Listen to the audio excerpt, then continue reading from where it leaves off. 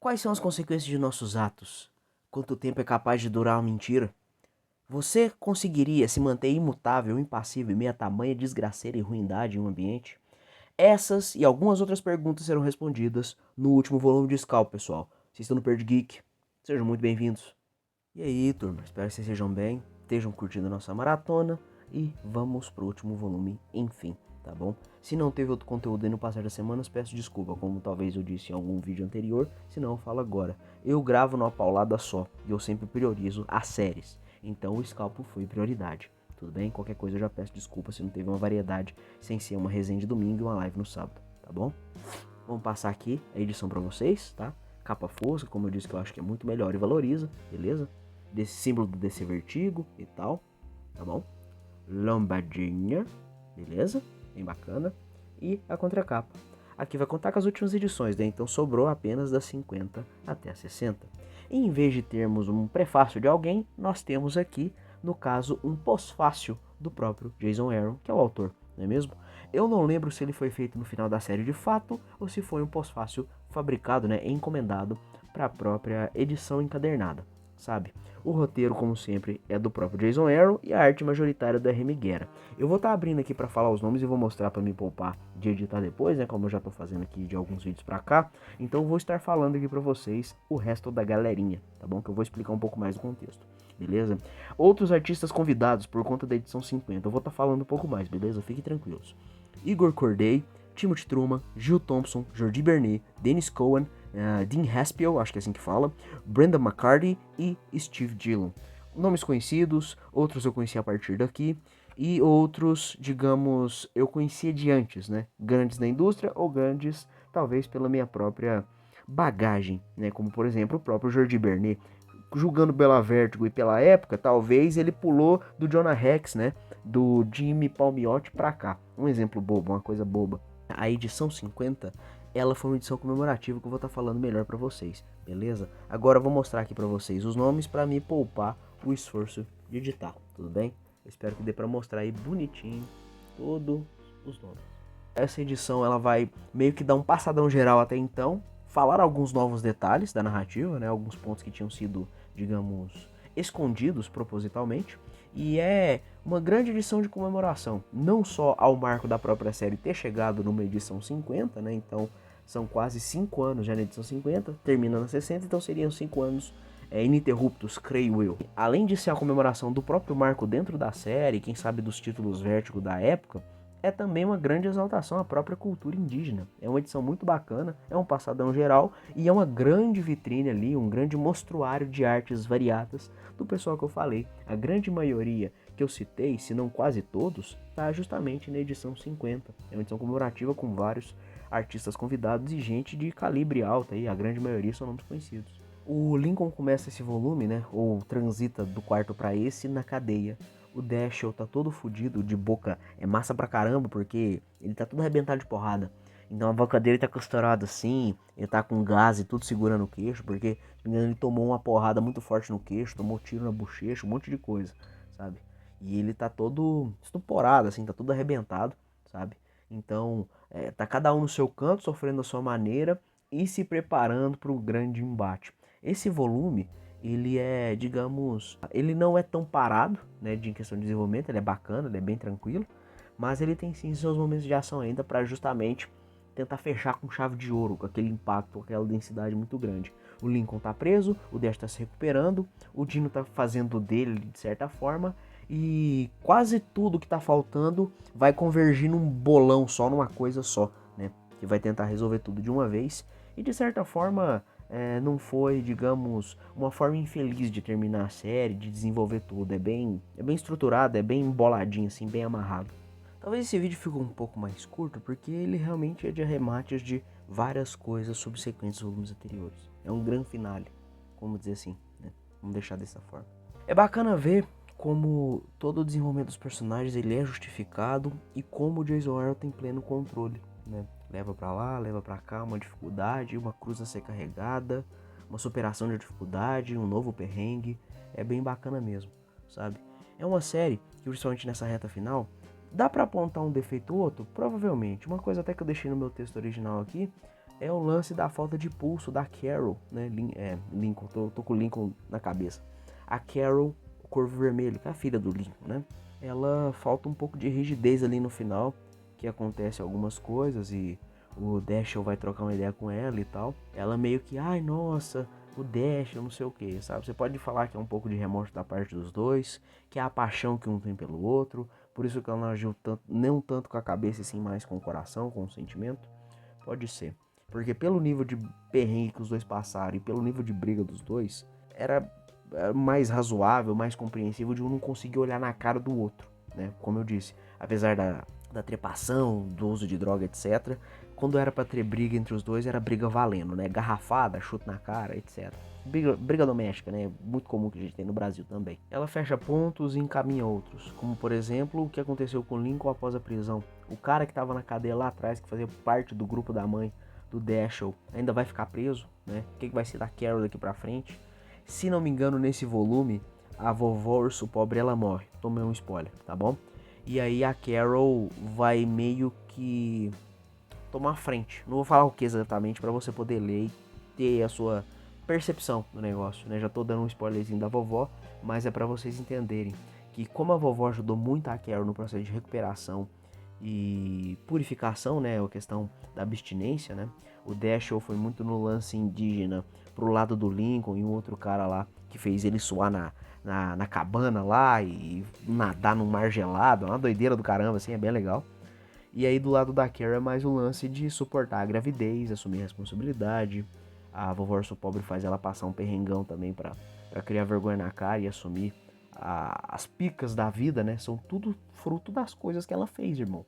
Tirando alguma coisa da própria relação dela com o pai, não tem muita parada aqui. Ai, nossa, eu sou uma vítima de não sei o que. Grande parte das coisas que ela passou foi porque ela caçou. Quando não, era essa questão que eu falei até num vídeo anterior, né? Qualquer coisa aí.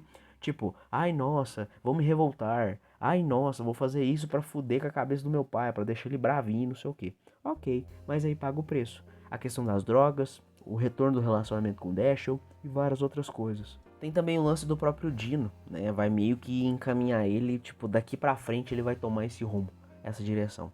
Não vou falar exatamente o que, mas envolve o mundo do crime, como eu falei, provavelmente no vídeo anterior, tá bom? E sabe-se lá o que vai acontecer com ele, né? A gente imagina o que pode ter acontecido, porque a série nunca teve uma continuação, nem nada do tipo.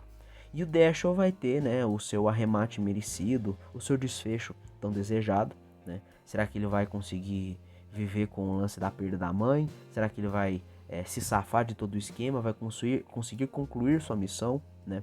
Será que ele vai ter que dar cabo do Nitz? O que vai acontecer? Né? Porque como eu disse também anteriormente, ele foi um grande peão nisso tudo. Ele é um coitado nessa história. Ele pode até ter raiva do Lincoln, até talvez ali quase chegado a, digamos, uma forma de paz, né, de armistício com a mãe dele, que foi a Gina, mas ali ele foi usado, coitado. Aproveitou ali da contrariedade, da raiva cega, de várias outras coisas, pro Nitz usar ele, né, contra todo aquele esquema ali.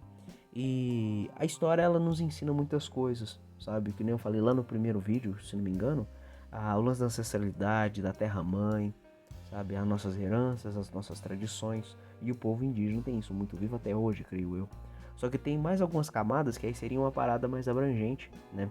Superar as adversidades, deixar para trás as coisas ruins da vida, né? Não de fazer de sonso, igual muita gente que muda de uma cidade para outra achando que vai fugir dos problemas. Muita coisa tá aqui, gente. Tá morando dentro do nosso psicológico, né? Brincando, né? O homem é o lobo do homem, tem um trem assim, não é?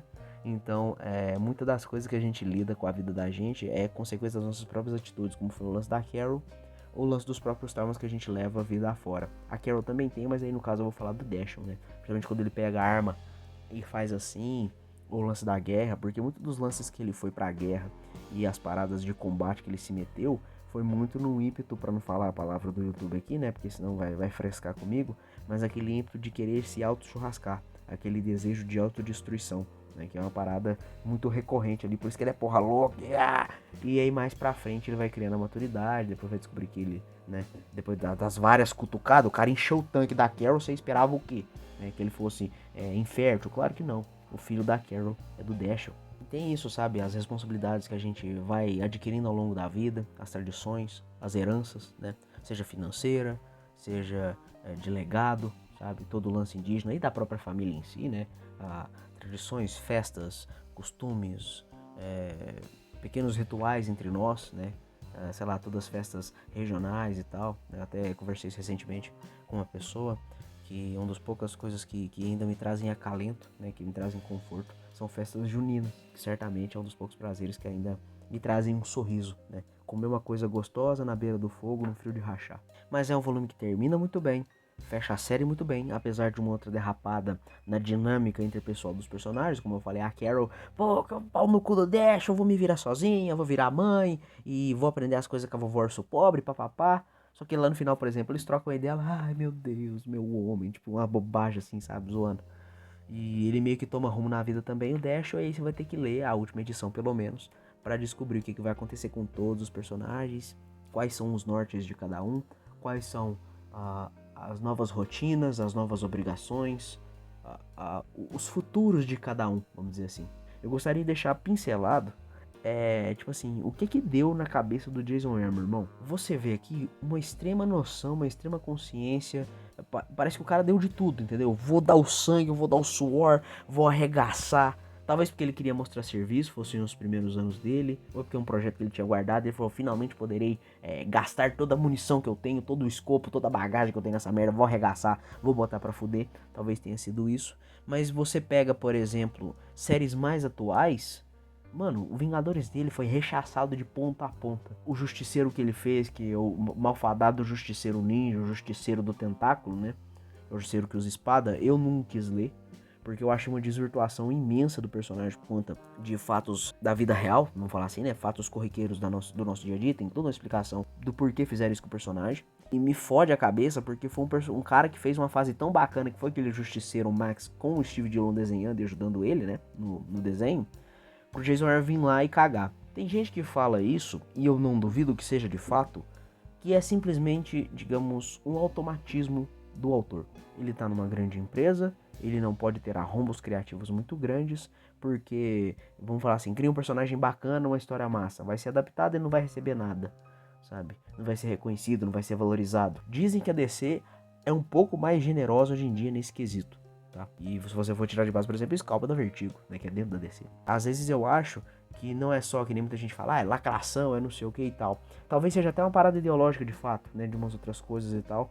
Mas eu acho que muitas das vezes, histórias paias, com pouca inspiração, roteiro chongo, sabe? História meia bomba, não vale nem pra sentar pra, tipo assim, ler numa cagada, nem para isso serve. Eu acho que muitas das vezes é a falta de valorização dos artistas, os valores que são pagos, tem muitas vezes que são para quesito de indústria dos quadrinhos em si, né? Eu acho que são valores irrisórios pelo que falam, vamos supor, se eu tô exagerando, tá, gente? $500. Aí na DC talvez seja 300 e pouco, e aí na Marvel é 100 e pouco, 200 e pouco. Esse cara é tratado igual lixo. Talvez eu esteja exagerando, mas se você tiver ficado sabendo, por exemplo, de uma treta recente envolvendo o Dustin, eu falo Nguyen, né? Tem gente que fala Nguyen, mas eu acho que é Nguyen, porque o G é mudo. O Dustin Nguyen faz muita capa massa pro Batman, fez aquele Batman Pequena Gota que é bem legal. Eu acho que muitas das vezes, né, comparado, por exemplo, o Scalpo com as fases mais recentes de Jason Aaron, eu acho que ele só tá no foda-se, sabe? Só, tipo, escreve qualquer merda, recebe o salário dele e vai embora. É o simples funcionário batedor de ponto, tá ali existindo e pronto. Porque se você for pegar séries autorais e quem sabe até trabalhos recentes dele em outra editora, qualquer coisa que seja, séries Image de outras editoras, editoras underground, Fantagraphics, pessoal alternativo, parece que pelo menos por ter aquele lance do controle e uma amarra ali maior, um controle criativo, uma liberdade criativa maior, parece que os caras dão mais de si. E na época da Vertigo, talvez, né, pela necessidade da época, ou fosse também, né, vamos dizer, a digníssima, a santíssima, abençoada da Karen Berger, que eu queria dar um abraço nessa mulher, pelo amor de Deus, foi por conta dela que o selo Vertigo começou a existir, né, até ali 2016, 2017, que foi quando ela meteu o pé. E aí, uns anos depois, tem acho que é a Karen Berger, ou Berger Books dentro da Dark Horse, é um selo dela dentro da Dark Horse, não sei se existe ainda. Tá? Tem muitas das vezes que eu acho, e aí falando do Jason Aaron novamente, que tá faltando uma valorização e um incentivo, um estímulo decente aos novos artistas, ou o pessoal da velha guarda que não tá se sentindo seguro. Por isso que surgiu, por exemplo, antigamente a Image, hoje em dia também teve eu chamo de Distillery, né? Mas também teve a AWA, a TKO, né, também. São editoras menores que chamam os grandes medalhões, a galera da antiga, fazendo projetos autorais, que muitas das vezes teriam uma puta cara de Vertigo, e realmente talvez era pra ter saído na Vertigo, só que por conta de diversos fatores, eles não quiseram lançar, fizeram assim pra editora maior e foram lançar em algum outro lugar. Tem um título, por exemplo, recente do Brian Azzarello, eu não vou lembrar o nome nem a pau, é alguma coisa Brothers. É o Brian Azzarello escrevendo e eu acho que o Eduardo Risso. Porra, a dupla dos 100 balas, meu irmão. Se eu não me engano é isso. Tá saindo, se não me engano, pela Distillery. Tá saindo num formatão que seria equiparado ao DC Black Label, né? Que é o quadradão parecendo o álbum europeu. E falam que a história é massa, tá? Eu não li ainda, não sei se nem se tem tradução de fã, mas parece ser bacana. O que tá faltando é tratar com mais carinho os artistas. Claro que artista é um bicho complicado, né? Tem ego, tem muitas outras coisas, não tem o que se fazer. Em vezes assim que me passa pela mente se um cheque poupudo e uma liberdade a mais não faria esses caras darem tudo de si novamente. Parte disso pode ser comprovado na questão da liberdade ou de uma falta de amarras cronológicas ou qualquer coisa que seja, a própria DC, né? O Universo Absolute e o novo Universo Ultimate da Marvel.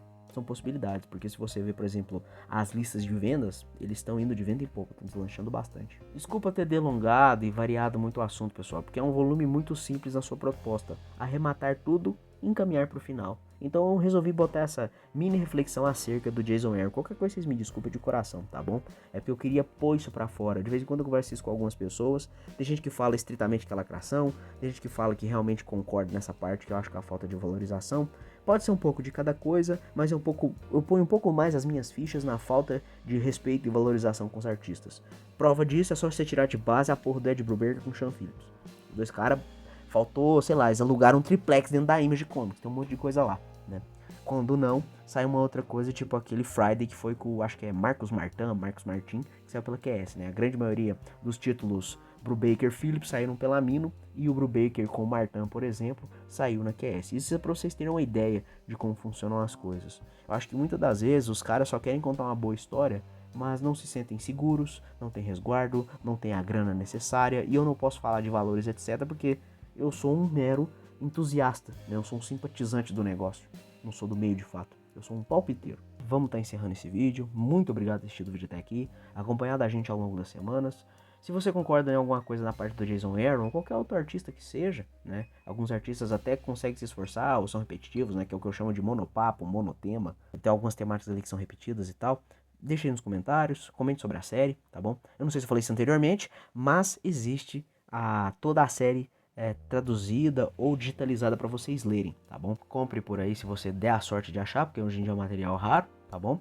Lê no digital, comente aqui qualquer coisa acerca da própria série, do lance do Jason Aaron, como eu falei anteriormente. E é isso, muito obrigado por ter acompanhado a gente aqui do fundo do meu coração, que é uma baita de uma série. E brincando assim, eu posso tirar isso do meu peito agora, uma obrigação a menos, uma obra bacana a menos, né, na minha lista de obrigações a divulgar com vocês, tá bom? Fique com as artes aí, nos vemos no próximo vídeo, uma próxima live, qualquer coisa que seja, tá bom? Muito obrigado por tudo, nos vemos numa próxima, um beijo, um abraço, tchau, tchau, valeu!